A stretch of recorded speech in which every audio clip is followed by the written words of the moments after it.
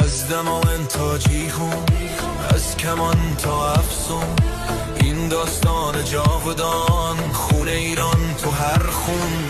12 سال جنگ، ایران و پرام در جنگ، من و شهر محاصره، افراسیاب همه جا رنگ، تبرستان زیر آتش، مردم از جنگ خسته، پیمان صلح بسته، قسم به تیر بسته. یه کماندار لازم، یه دل پر از ازگ مرد بی هراس، برای این مرز و بومبست آرش قدم به پیش، بی شک و بی تردید من نیم تیرو میزنم، هرچند جونم پر کشید.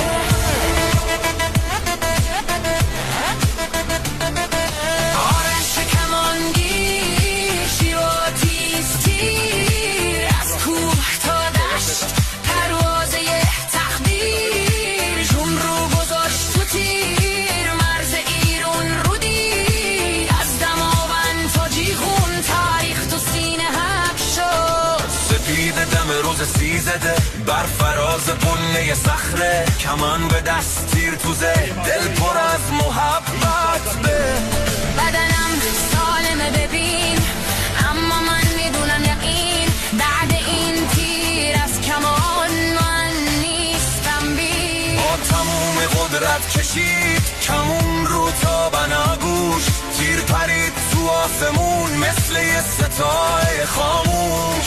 از کوها گذشت، از ابرا پر کشید، باد بردش تا جیهون، سرماش رو نوشت پرید. پاره شد بناش اما روحش زنده شد، تا هر ایرانی عاشق نفسش جاری شد. نه قدرت تو بازوست، نه تو شمشیر و نیزه، قدرت توی عشق به میهن.